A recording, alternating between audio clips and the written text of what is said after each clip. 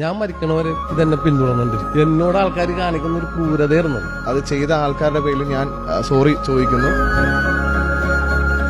എന്നെ ആദ്യം വിളിച്ചത് താങ്കളാണ്. ഇതറിഞ്ഞിട്ട് ഇത് കണ്ടിട്ട് ഇതിങ്ങനെ സിനിമ വന്നു കഴിഞ്ഞിട്ട് ഇങ്ങനെ ആളാണെന്ന് അറിഞ്ഞിട്ട് ആദ്യം വിളിച്ചത് താങ്കളാണ്. അതിലെല്ലാം ഉപരി എന്നെ വിഷമിപ്പിച്ചത് എന്റെ മകനുണ്ടായ ബുദ്ധിമുട്ടാണ്. അവനെ കൂട്ടുകാരി കളിയാക്കുവാണ്. അവസാനം അവനെ കൗൺസിലിങ്ങിനും കൊണ്ടുപോണ്ടി വന്നു.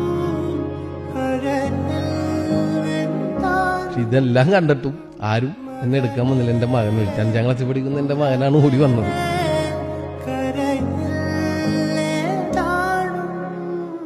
വാഴ 2 എന്ന് പറയുന്ന ഒരു ഫിലിമാണ് ചേട്ടന്റെ ലൈഫ് മാറ്റിമറിച്ചല്ലേ? എന്നെ സംബന്ധിച്ചിടത്തോളം പടം എന്റെ ഒരു ലൈഫിന്റെ ഒരു പാർട്ടായിട്ട് തന്നെ എനിക്ക് പറയാൻ പറ്റും. ബിജുക്കുട്ടൻ അഭിനയിച്ച ആ കഥാപാത്രം ശരിക്കും എന്റെ ലൈഫിൽ സംഭവിച്ചാണ്. ഒരു ഗുണ്ടെന്ന് പറഞ്ഞ പടക്കം അതിന് തീ കൊളുത്താൻ ശ്രമിച്ചപ്പോൾ ഇത് പൊട്ടിയെന്നുള്ള ധാരണയിൽ ഞാൻ തിരിച്ചു ഓടുകയും ചെയ്ത് സ്ലാബും റോഡും കൂടി ചേരുന്ന ഭാഗത്ത് വീഴുകയാണ് ചെയ്തത്. ആ വീഴ്ചയിൽ ശരിക്കും എനിക്ക് ഇന്നത്തെ ഒരു അവസ്ഥയിലാണെങ്കിൽ ഞാൻ മരിച്ചുപോകും.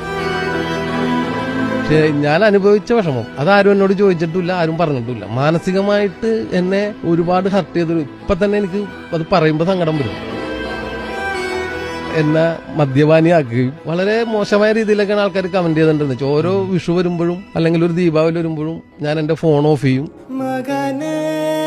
നാളെ ഒരാൾക്ക് ഇതുപോലെ ഉണ്ടാകുമ്പോൾ അത് കോമഡി അല്ല, അദ്ദേഹത്തിന് എന്ത് പറ്റി എന്നാണ് ചോദിക്കുന്നത്.